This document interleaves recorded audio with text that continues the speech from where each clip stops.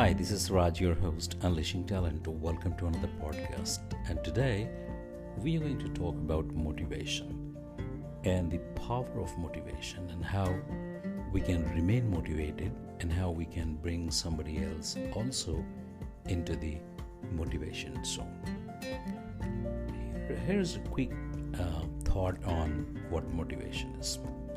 I'm not going to talk about the big jargons and the academic side of the motivation. Today we will talk about a very simple theory. All human beings feel motivated when they feel achieved. When you achieve something, you feel motivated. When you feel motivated, you want to achieve more. If I ask you the question whether you had any moment of your life when you feel accomplished, let me take you back into your childhood. When you were in the school or when you were in the college, when you joined your first company, and I'm sure you will recall that there were many situations, many instances when you feel really motivated. And I'm also sure that if you would explore why you were motivated, you would find that those were moments of your achievements. Alright, so achievement gives you motivation, and motivation, tells you to achieve more and more and more. So achievement and motivation are two sides of a coin. You achieve more, you feel motivated. When you feel motivated, you want to achieve more. Alright, so let's look at it your today's situation, right? Whatever goal you have in your mind for yourself, for your personal excellence, or any goal that you have for your family, for your financial situations or emotional situations, or within a relationship or within the organization, for your team, for your business, or for the organization. I'm sure you have something in your mind which you've been thinking of starting, or you might have started something. So that's one aspect of it. Another aspect which is more important, and I want to highlight in today's discussion, is there are many things that we plan, we think, we dream, but then those goals we do not achieve, we do not accomplish. And sometimes, we've been thinking for many years, 10 years, 15 years, 5 years, 2 years, but then we don't take the first step. While we do a lot of achievement and we have a lot of motivation, at the same time, there are many things that we want to do that we feel are important for you, right? And we feel that are important for us, and then we are not able to take the first step to accomplish it. Now, these could be for your health, for your family, for your business, for your team, for your organization. Now, the question is, how do you take the first step? Right? So imagine a situation when you have dreamed of something and you have a goal and you haven't achieved that goal for 10 years, 15 years, and that goal will remain in your mind and it will never go off, and you would always feel, that you could have achieved, but you did not achieve that. Now, let me give you another dimension to this.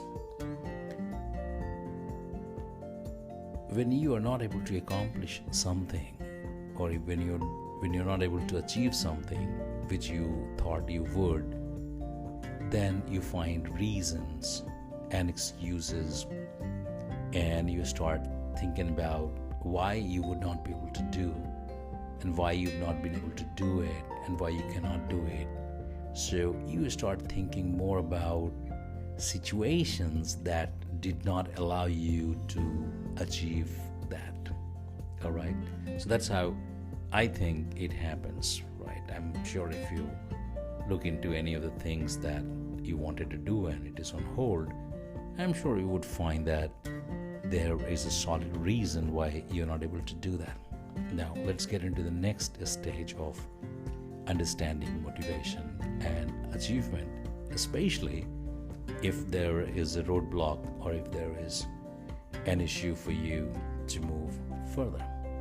Now, what you should do is, whatever you want to do is fine. you set that goal and you write what are the 5 things that you would do to accomplish that goal, and write those 5 things and look at what is the first thing that you want to do, right? So for example, you've been planning to take care of your health, go to the gym, or go for the morning walk for 20 minutes, 30 minutes, and you've been thinking that for a very long time and you're not able to do that. So you have to understand the achievement and motivation. All right, so you have to create situations for achievement. So if, let's say, for example, you're walking, you've not done that, and that's your goal, and you're just ignoring it. Now you take the first step, get up in the morning and go in for 20 minutes of walk, and you come back and you feel, wow, I achieved it. That's what achievement is. And when you do that small thing, you feel achieved and you feel accomplished. And when you feel achieved and accomplished, you feel motivated. And that's what gets you onto the ground for walking for the next day, and you feel achieved more. So the more you achieve, the more you feel motivated. The more you feel motivated, the more you want to achieve. And that's why I say achievement and motivation are 2 sides of a coin. So the last aspect of this is, don't be afraid of setting goals for yourself. Understand what that goal is and clearly understand that, all right, so whatever goal is, if you break that into different steps, and if you take the first step, or maybe first step of the first step, I'm sure once you achieve that, you start feeling motivated. And same is the situation for your team. So someone in your team, if you want, is not able to feel motivated, then you have to talk to the individual and create a situation when the individual feels accomplished and starts moving. And it also has an element of, if you're not able to accomplish a task, what do you do, how you take the help and support from others, coaching and mentoring whatsoever. But the principle is same, achievement and motivation, they go side by side.